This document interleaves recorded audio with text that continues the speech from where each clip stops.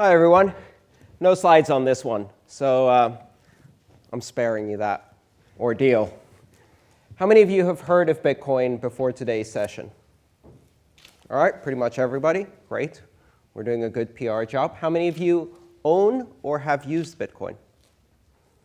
OK, a much smaller number of people. Now, if you have never used Bitcoin, I have a pledge from the other two people who are going to be speaking after me, and I as well will be very happy to help you set up a wallet today. Come see us after these talks. We'll set you up with a wallet. We'll give you a bit of Bitcoin and help you try it out and experience it. Bitcoin is better experienced than explained. Now, I'm not going to give you a Bitcoin, because that's worth quite a bit of money right now. I'll probably give you a pound in Bitcoin. And so you think, well, a pound in Bitcoin, what are you going to do with 1 pound in Bitcoin? Well, what you can do with 1 pound in Bitcoin is about 50 transactions. And that will just give you a glimpse into the kind of thing that is possible with Bitcoin that is simply impossible with any other kind of system. So what is Bitcoin? I'm not going to try and explain Bitcoin in 15 minutes. I wrote a book that answers the question, what is Bitcoin? It's 300 pages long. It was obsolete the moment it was printed, and has to be corrected and updated every 3 months just to keep up with what is Bitcoin. If you do get engaged in Bitcoin, you'll quickly find out that mostly Bitcoin is none of the things you thought it was. It's a lot more and a lot different than what you thought. Many of the people who get involved in Bitcoin describe this experience as going down the rabbit hole.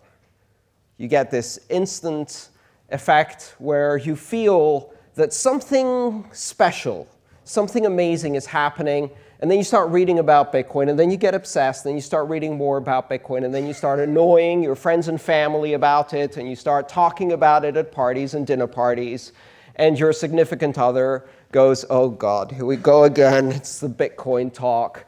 And then you get really obsessed, and you read about it for months and months and months, and you don't eat enough, and you get even more obsessed. That experience has happened to a lot of people in Bitcoin, and the reason is that Bitcoin is not just a minor incremental change. It's not a payment network.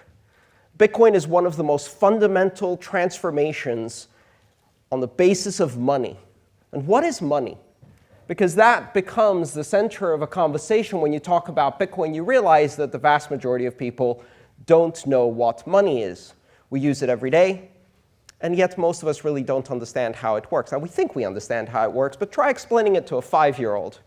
And you quickly find out the limitations of your knowledge on money. The average person can't answer more than 3 questions from a 5-year-old about what money is.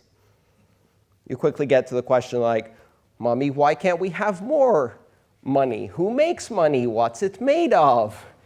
And most parents, after about 3 questions, will revert to the good old, yeah, go do your homework. And that's the end of that conversation. How old is money as a technology? It's not thousands of years old. It's hundreds of thousands of years old. Part of the reason we don't know how old money is because every archaeological site we uncover has evidence of money in it. Beads, feathers, stones.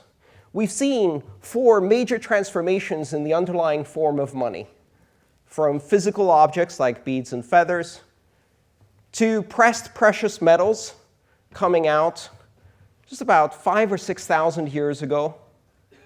And then over the years, that being transformed through many civilizations, including Greece, where I come from. And then we start seeing the evidence of paper money that is an abstraction of this precious metal. And then in the 1920s and 1930s, we gave up on the precious metal part and went for just paper. Very convenient. And then in 2008, Bitcoin happened. And a lot of people will look at Bitcoin and say, oh, it's a payment network. It's a currency. It's not really that big of a transformation, but that would be a mistake. Bitcoin is a fundamental transformation of every aspect of money. It is the most abstract form of money we've ever created. Now, the name is terrible because it has the word coin in it, and a coin is the most physical form of money you can imagine, and Bitcoin is the least physical form of money you can imagine. And so that can be confusing. Bitcoin isn't a currency, and Bitcoin isn't a payment network.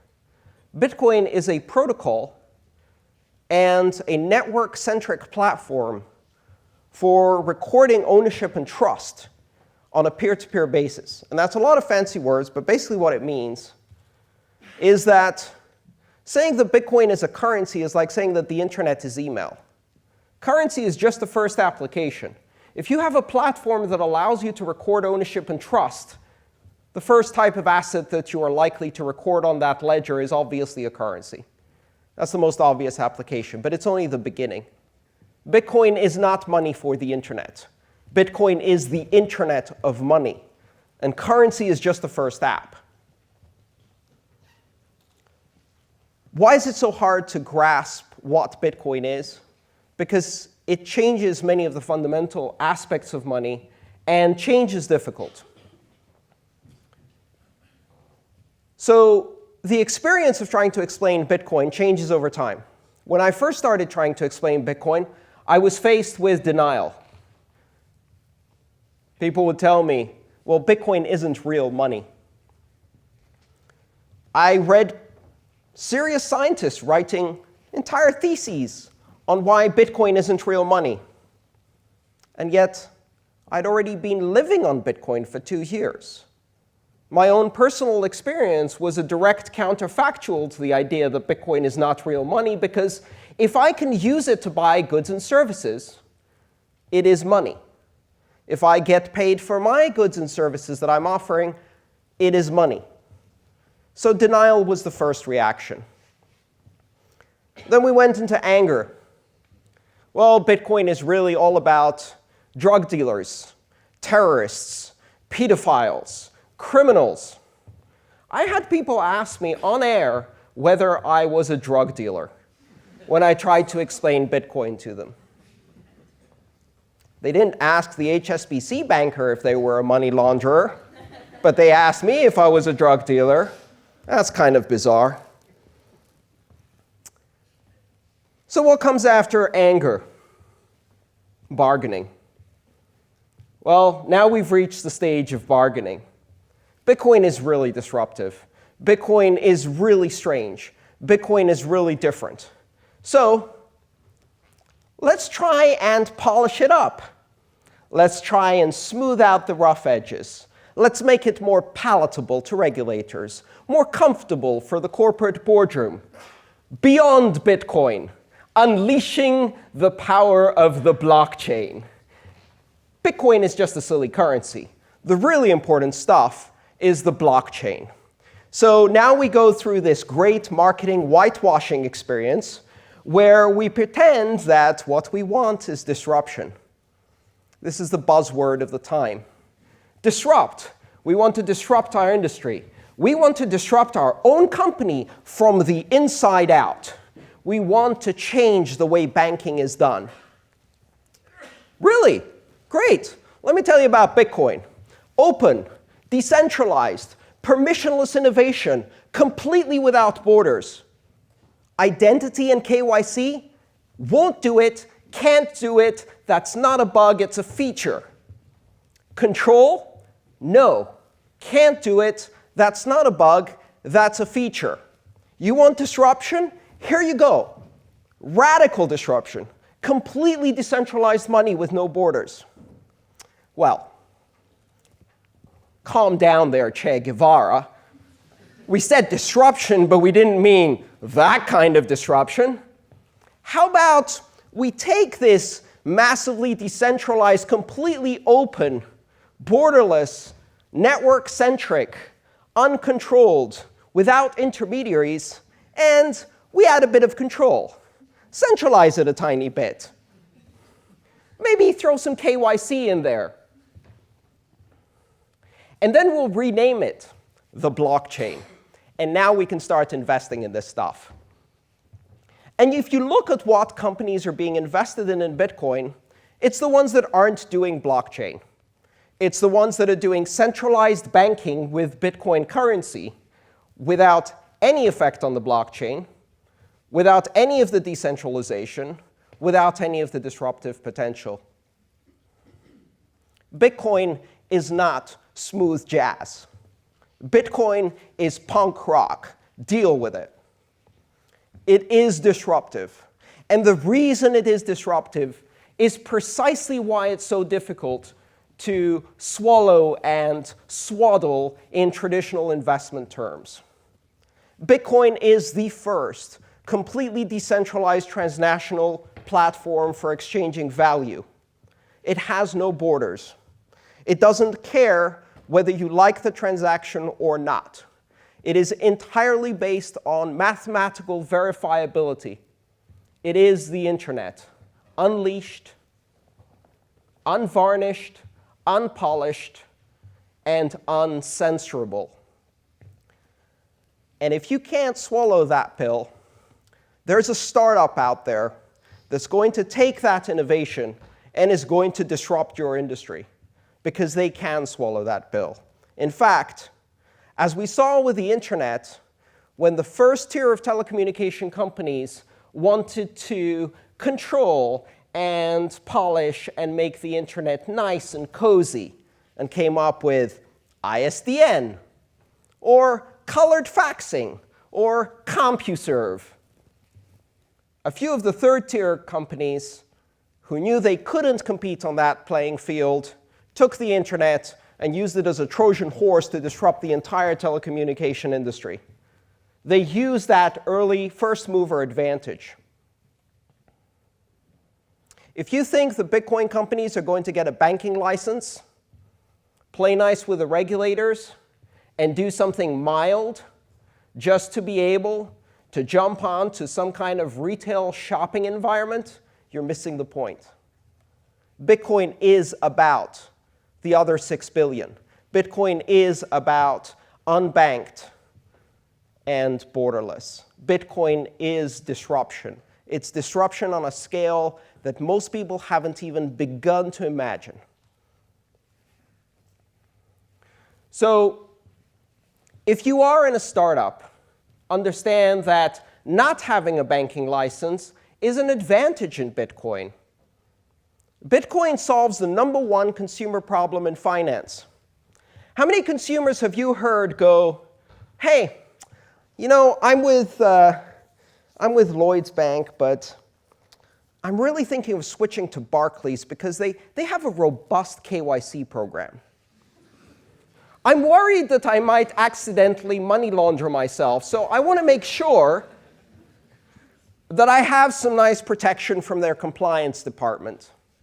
Consumers care about identity theft, which has become a plague upon the industry. And the reason it has become a plague upon the industry is because personally identifiable information must be collected by every intermediary on every transaction and hoarded, creating these giant honeypots that attract hackers like flies. And you can't protect that information. If you're realistic about it, no one can protect that information. The banks can't protect that information. The retailers can't protect that information. The credit card companies can't protect that information. The NSA can't protect that information. The US government was unable to protect the clearance and background data for giving security clearances. That's all of the information on drug addiction and criminal convictions and sexual perversions of every single person in the US government who got a clearance. And they couldn't protect that information. And you think you can protect my social security number or my date of birth? Don't fool yourself. The only way to protect personally identifiable information is to not collect it. And guess what? Bitcoin, by design, from day one, solves the problem of identity theft by basing trust on verifiable transactional mathematics, on programmable money, on the ability to do automated escrow and transaction verification without intermediaries. And in such an environment, identity is not required for trust. And just there, you have one of the biggest breakthroughs in payment systems that we've seen in the last 50 years. So what do we do in response to that? We try to ram KYC on top of Bitcoin and say, hey, let's collect information on everybody who's doing Bitcoin at an exchange. Guess what's going to happen then? You've got a completely open, decentralized network. It's like checking for tickets on 2 of the 100 doors on Wembley Stadium and wondering why all of the people who don't have tickets use the other 98 doors.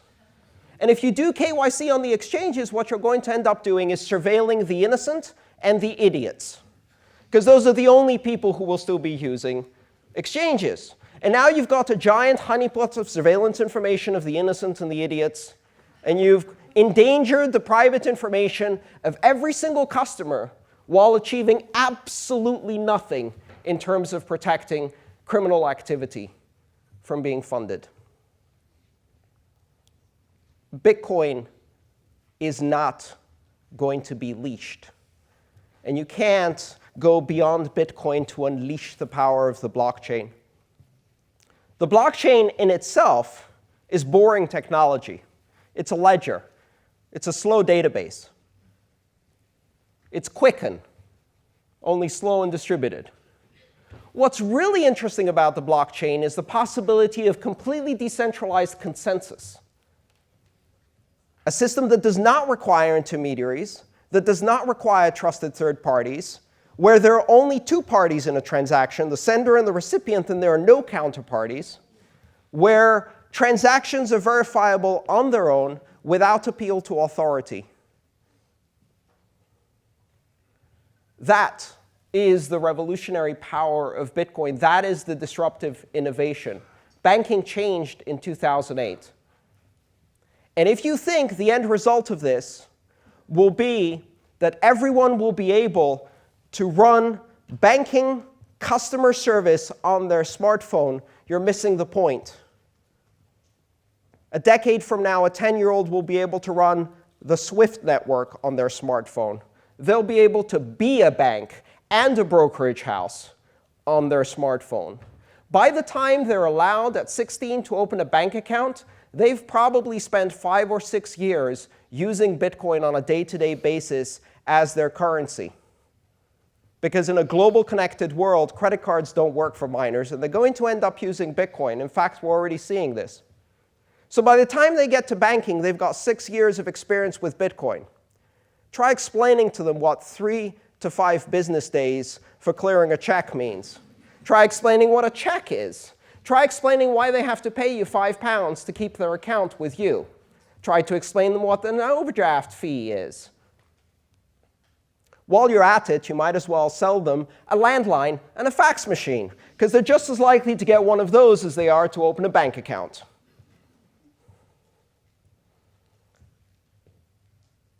Blockchain technology is going to be very useful for banks to disintermediate the clearinghouses and settlement systems that offer centralized control over transaction clearing, equity clearing, securities clearing.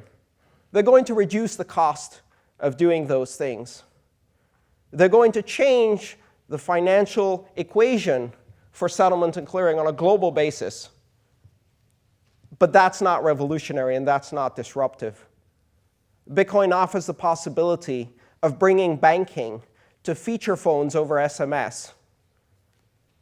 There are more people with feature phones and SMS today in the world than people who have access to clean water.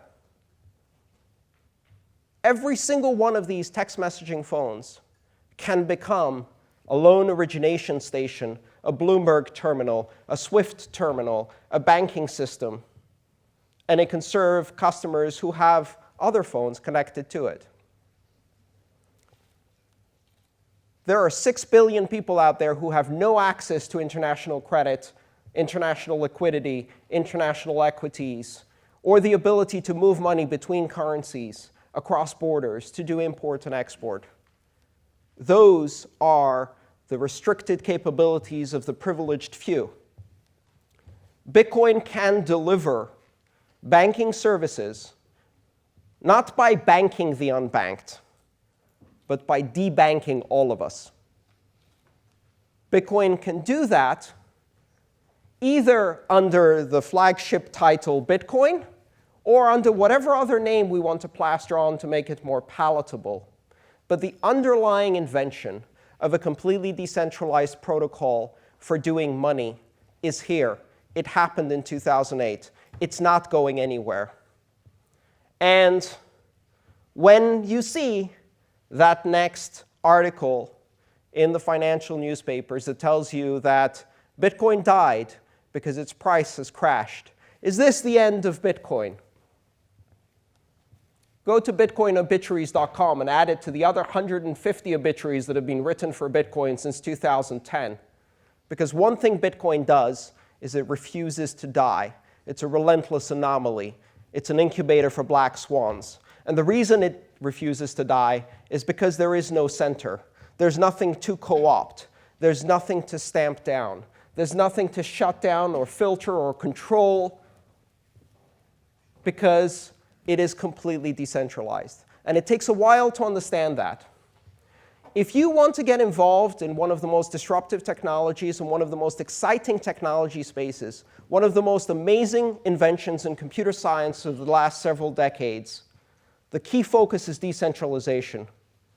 So don't make the mistake of ignoring the disruptive potential of Bitcoin so you can get some watered-down, CompuServe-like, smooth jazz, soft version of it that feels nice and comfortable at the executive boardroom. Because when faced with strategic, massive disruption of that scale, there are two places you can be. You can be Blockbuster or you can be Netflix. You can be BlackBerry or you can be Apple or you can be Kodak. And that's why Bitcoin is the important thing, not the blockchain. Thank you.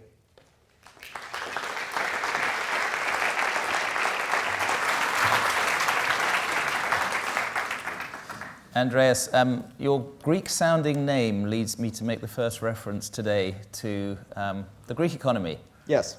And I noticed in the last few days, if you look at Google Trends, from within inside Greece, there's been a lot of activity, people researching cryptocurrencies, yes. Bitcoin. How could Bitcoin make a difference in a situation like Greece is in at the moment? Well, it can't. Not today. And the reason for that is because Greece is not ready for Bitcoin, and Bitcoin isn't ready for Greece. Greece isn't ready for Bitcoin because the fundamental problem is liquidity. And if you have cash, you don't need Bitcoin. And if you don't have cash, you can't get Bitcoin. So the problem isn't solved by switching currencies. Certainly not by adopting a cryptocurrency as a national initiative, which would be an utter disaster. That's worse than the euro. Bitcoin is about independent choice. It's about people having a safe haven outside of the current currency control systems. The reason people are interested in Bitcoin under these times of crisis is because with Bitcoin there can be no bail-ins. There can be no bank holidays, no seizures, no freezes, no account limits, no currency controls. Bitcoin allows any individual to send money anywhere in the world, and it is completely uncensorable. So in a world where we see these crises, Bitcoin shows us a vision of a potential safe haven. And it's not going to happen today, any more than you could disrupt the media and entertainment industry in the early 90s on the internet. It was too early. But those of us who have the vision can see that it's coming. And one day, perhaps in 10 years, we will see massive disruption from that. And are there any governments today who you think are seriously thinking about Bitcoin and the blockchain as ways maybe of making their tax collection more efficient or anything else? Are there any governments that we need to pay attention to? Not really. And the reason for that is because governments are not the focus of currency anymore. Bitcoin launched the era of non-national currency. And in retrospect, national currency and central banking occupies a very short period in history. There was no national banking and national currencies before this century or the last century, and maybe there won't be after this century or after a few decades. But you have to think of Bitcoin in non-national terms. It's not a flag currency. It doesn't belong to any nation. It is the first truly transnational currency. Thank you, Andreas. Thank you.